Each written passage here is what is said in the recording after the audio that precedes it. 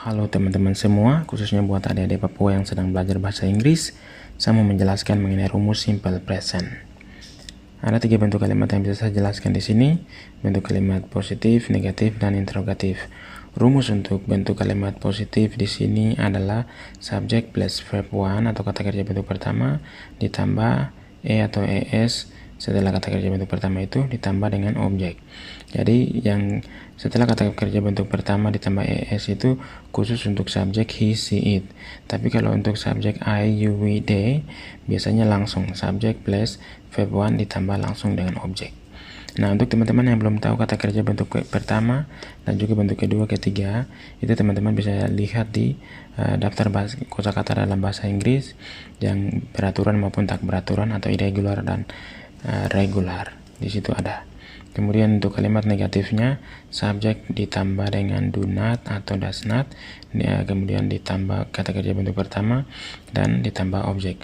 Jadi subjek ditambah do not itu untuk I, you, we, they, kemudian ditambah dengan verb one dan objek. Kemudian untuk does not ini itu untuk subjek he, she, it.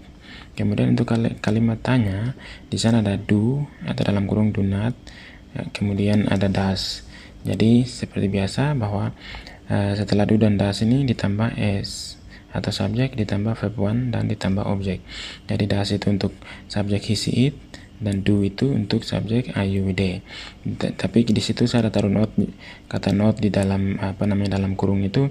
Jadi bisa juga kita bentuk kalimat seperti don't you remember,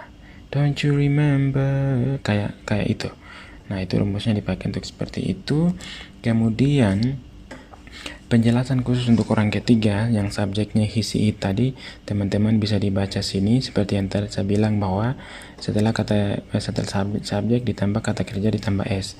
Ini di sini jelas, lihat kursor ini, kursor lagi. Lihat pointer sini. Di situ ada he wants, she needs. Kemudian kita juga bisa lihat di sini he goes to school every morning. Dan juga contoh-contoh lainnya sesuai dengan rumus. Teman-teman bisa baca di sini. Kalau tidak, pause dulu, dicatat, kemudian pelajari lagi.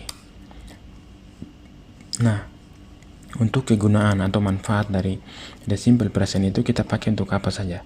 Yang pertama adalah kita pakai rumus ini untuk menjelaskan kebiasaan kita. Misalnya he drinks tea at breakfast. Jadi kayak ada pacar satu ini dia selalu minum teh setelah sarapan pagi atau saat sarapan pagi. Kayak begitu. Ataupun ada mace satu dia hanya makan ikan saja. Dan seterusnya. Nah, kemudian kita juga pakai rumus ini untuk menjelaskan tindakan yang berulang. Jadi macam we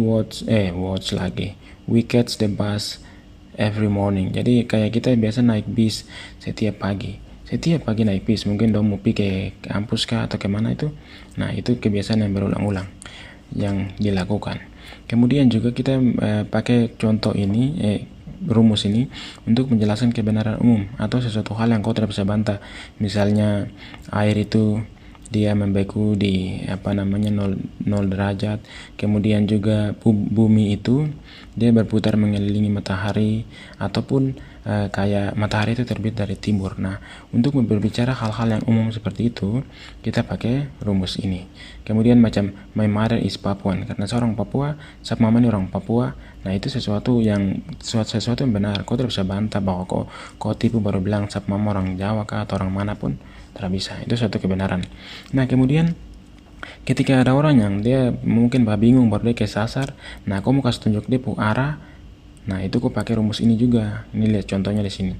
Kemudian ada rencana yang pasti. Macam kau sudah tahu kau mama besok mau datang dari Biak ke Jayapura dan itu sudah pasti. Nah, kau pakai rumus ini. Contohnya seperti ini. Dan juga mungkin ada tanggal, misalnya di Papua itu ada tanggal 5 Februari itu macam hari besar Injil masuk di tanah Papua. Nah, kau pakai rumus ini juga untuk menjelaskan. Kemudian ada indikasi untuk masa depan, kita menjelaskan sesuatu. Nah, itu pakai ini rumusnya. Macam ini ada gabungan dari rumus simple simple future ditambah dengan rumus ini. Jadi contoh kalimatnya ini. Kemudian untuk kalau kita mau bentuk kalimat, teman-teman bisa lihat ini contoh-contoh kalimat yang bisa kita bentuk. Ini kalimat yang positif, kalimat tanya, kemudian kalimat negatif. Nah, ini caranya begini. Kata kerja ini tinggal diganti saja. Jadi contohnya begini, untuk he, she, it itu selalu kata kerjanya diikuti es ini atau es macam begini. Oke, teman-teman, semoga bermanfaat. Ini hanya 5 menit dan God bless. Tetap semangat belajar bahasa Inggris.